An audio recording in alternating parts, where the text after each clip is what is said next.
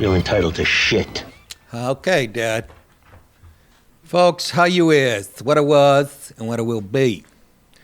Welcome to the show. What is it, Dallas? Tuesday? I can't even. Tuesday. Dallas is on the cusp of having jury duty, and he mentioned to the lawyer, oh, can I say that? Yeah, I can, right? Yeah, basic. Keep it basic. Keep it basic. Anyways, the guy said, well, what do you do? And Dallas, well, I work on a podcast. And the fucking guy says, well, whose podcast? And Dallas goes, Nick DiPaolo. He goes, the lawyer goes, the comedian? Let's hope he's a Republican. He'll be banging on the door with the cops tomorrow. Hey, sex trafficking. Anyways, excuse me. I told Dallas that because when I was up in New York, I get called for jury duty, and anyways. At one point, I had to fill out this thing, and I said I am a radio show host in New York, and that did it. They said, that's the one that got me out of there. I didn't even have to lie. They're like, well, if you're on, you could slip up and talk about we can't have that. Right. And I said, okay. And then I left. I went, I don't have a radio show. No, I did. Anyhow, the point is, my name's Poison, hopefully. Got me out of traffic school. I told this story before. It's the only time where I really felt famous. I got busted for speeding a couple times and whatever, so I had to go to court, whatever. They have a lawyer that will represent you with a bunch of other people who have violated the law. And there's like a public defender or whatever, and they call your name. I was there for like 40 minutes, and they call me. And they go, Nick DiPaolo. I start to walk towards the lady. He goes, are you the comedian? And I go, yeah. He goes, from the Stern Show? I go, yeah. He goes, get out of here. Thank you, Howard Stern. I know we're not friends now, but thank you. Oh, boy. See that? Being a racist and shit. But that was going to cost me money and everything. It was great. Anyways, probably just got that guy arrested. Anyhow, folks, real quick, tonight Trump is going to... Well, before I get to that, I was watching Ken Jennings again last night. Me and the wife are on this Jeopardy kick. And when I play her, it's like a heavyweight fight. They'd stop it after a minute. She knows every book. She's almost like Ken. I go, what the fuck, man? I didn't want this type of smart girl. I wanted a girl with a nice ass and kind of, I don't know how to cook. Show me your tits. Anyways, Ken Jennings, we've been watching him for a month straight now. Like every night we watch a couple episodes. He's on like episode 48 or some fucking shit. And he crossed the $2 million mark last night. But what's insane is he doesn't just beat these people. And these people are smart. You have to go through a couple rounds to get to the tournament. He embarrasses them.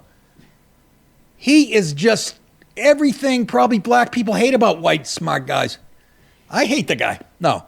He's very likable, and he's got a personality, and I can see why he's the host. There shouldn't have been any question about that. Guy actually has a great sense of humor. But I've said this before, I'm sorry, it's like watching Tom Brady. He cleans the whole column. He'll go right down. He gets a round of applause. And it's hilarious. He's not cocky because he's a white guy, went to school in Utah and whatever. It's just, I can't believe he decimates these people. It's the end of the first round. He's at like 11,000, and you got Mary at -100 and Larry at 400. I would just walk up, light a cigarette, sit there and watch the show. If you the other contestant? If I was one of the contestants. I know. You can see at the beginning of the show they mentioned how much he's won so far, and you can see the blood drain out of the other two people. They're like, oh. They're like, if I win tonight, went on for the next month, I wouldn't put a dent in this guy's total. It's got to be. Every friggin', look, it got me so inspired, and I'm watching this shit going, what did you do, Nick? Were you paying attention at all? But I was never, and I'll say it again, I got gypped. I was never made to fucking, read a couple classics, Red Badge of Courage, Merchant of Venice. We did all that shit. I think you did in 8th grade. After that, I don't remember. I was a business major, majoring in, Maine gynecology, Schlitz Light. But I'm so pissed at all these books. So my wife, and I said, get me a book she gets me a book, 400 pages called I Know My Classics. And if you guys are into books and shit, I know you're like yeah, I am. I just like to curse. I'm not as stupid as I act. Every bit as smart as Joe Rogan. Sorry, we're making him out to be the soothsayer now. It's insane. Not a dumb guy by any, but I'm just saying. Come on. Even he does a bit about how dumb he is, and he's not. He's not dumb enough. But the book, it's called "I Know My Classics," and I'm on page 315 after ripping through it. Love it. It summarizes, whatever, like an East of Eden, summarize what the plot is, then what the characters are, then something about the author, then what other books he's got. It's perfect. You get like 3 pages on each. And of course, last night we're playing Jeopardy. Here comes one. My wife looks at me, and I'm like, I go, this is why I don't read. I read this last night. I don't know the fucking answer. I get the attention span of a fucking retarded gnat. Another one came up that I did get, and I'm like, yeah, bingo. But it's so and Ken Jennings he didn't miss a question about a book. He does not. Somebody might beat him in. That's the only time he doesn't get.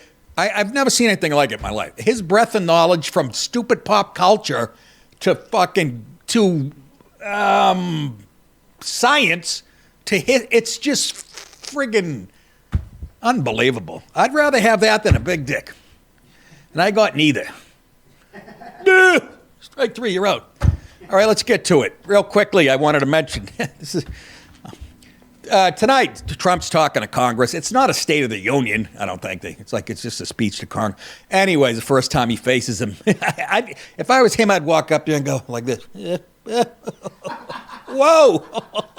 I can't help it. Frankly, this is how I feel. Anyways, and the Dems, listen to this. The Dems are arguing about how they're going to behave tonight. All week, they're arguing about listen to this. This gives you their mentality. Some of them are saying they're going to walk out when he says something that they find offensive, which will be, they'll file out after 3 seconds. Some of them are going to dress in certain colors, pink for feminists. Black Caucus is going to wear black. Pretty original. Why don't you just come out with no shirts on? Same thing. Listen to this. I'm not making this up. Some of them are contemplating bringing noisemakers. Other people, and then I read an article in Axios, and they give examples of when the Republicans did it. They go, yeah, so-and-so yelled out, you're lying to Obama. They bring up 4 things that totally different than bringing noisemakers. Thank you. Totally different. And by the way, the guy that yelled, I think he was from South Carolina, you're lying to Obama. He was lying, it turns out. But they're not going to stand up and they said they might bring signs. This is what you're dealing with. And they're infighting about that. Yet you people, not you people, other people continue to vote for these children. Dems are going to bring people who have lost their jobs because of Doge. Well, good. Sit them right up front. Who gives a... Remember Clinton, when Bill Clinton gave a speech and Juanita Broderick, they brought a bunch of people, bunch of women who said they were assaulted by Clinton. They were all sitting in the front row. That made me laugh my balls off. Who else are they going to bring?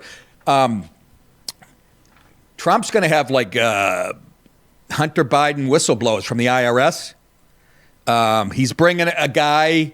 He's bringing the woman that got hit in the face with a volleyball. Remember the trans guy spiked it off her head? She did like partial damage to her, apparently. She's going to be there, drooling on herself, doing donuts in her chair. They'll be good. Look at her. He can't even stand that thing. You fucked her up.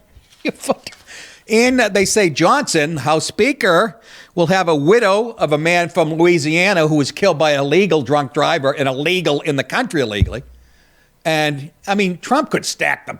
You kidding me? Anyways. So I think that covers it. Widow, I guess Hunter Biden whistleblower. Yeah, and they're going to bring people who lost it. Whatever the fuck. They still don't get it. I love it. They still don't get it. It's one thing if, it was a normal election and it was close or whatever, but it's another thing when you got smoked embarrassingly. You're still going to stand up and say, no, we want illegals on the street and shit. Somebody just released a guy, a black dude, out of prison. He was in there for sexually assaulting a boy in the Bronx and then throwing the kid off a 5-story roof. They gave him like 10 years. He did like 3. They just let him out again. It's fucking mind-boggling. Anyways, let's get back to change of heart. Ukrainian President Vladimir Zelensky. Why'd I say that like I'm Spanish? Just shut it, Nick. Comrade. Interesting.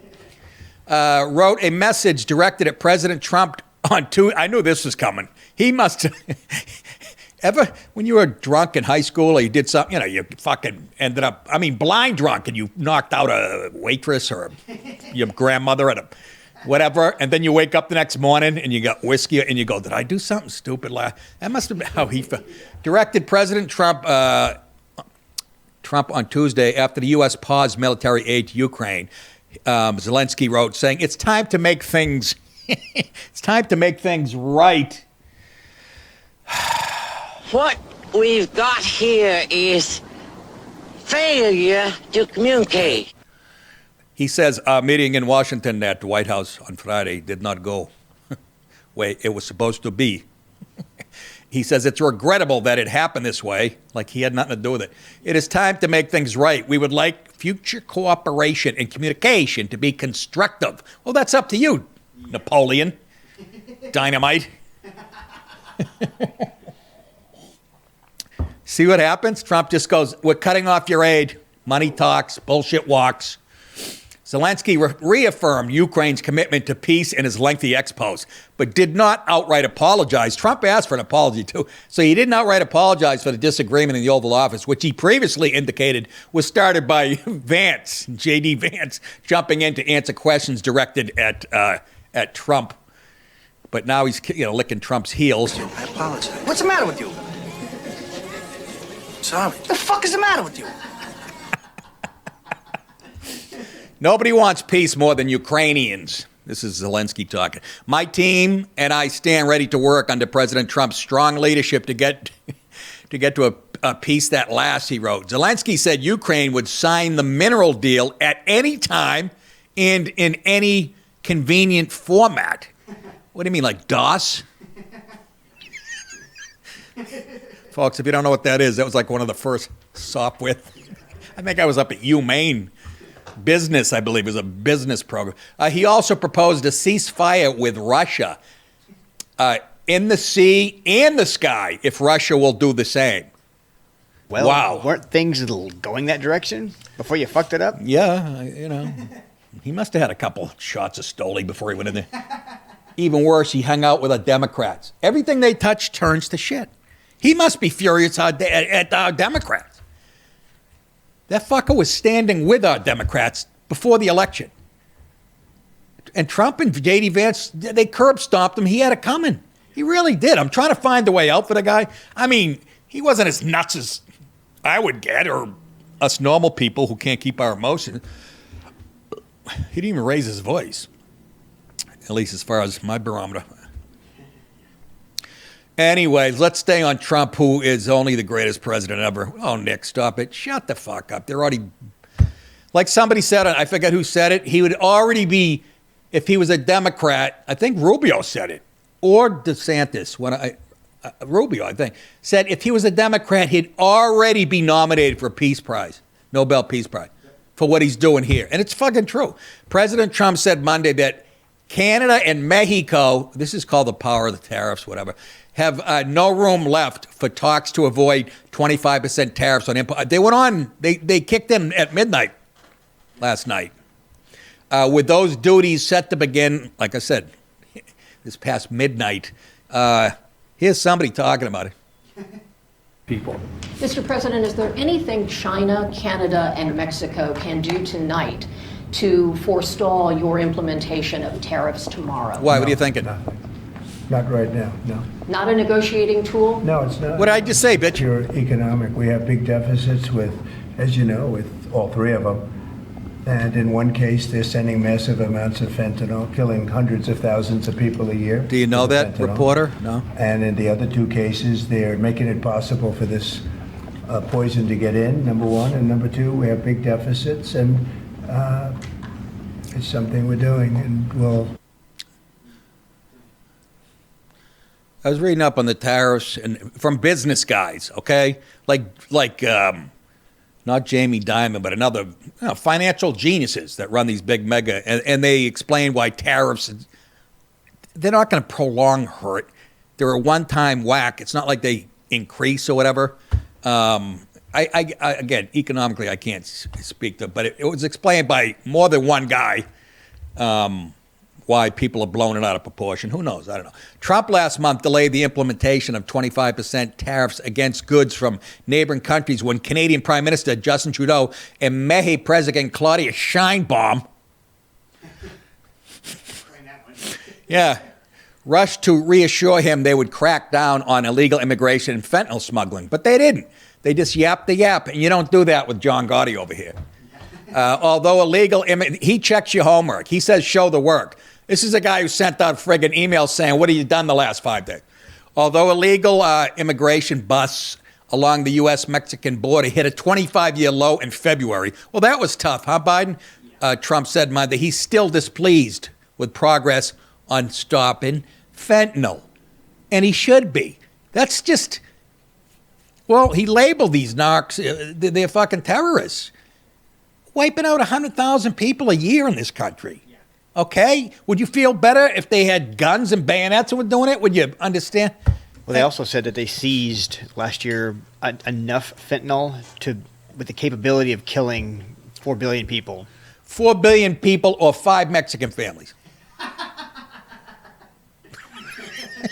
Nick, that's an old, I don't care. It's still funny. Kiss my grits. Check out the videotape of somebody. Apple now is going to start building all of their plants here. All because that means we'll of have what apple we've done trees. In terms of, it's not because he likes me or That's they me. like me. They don't probably like me at all. Listen I don't to know. I this. think he likes me a little bit at least. But you know what? It's Pause. it's the incentive Pause. week.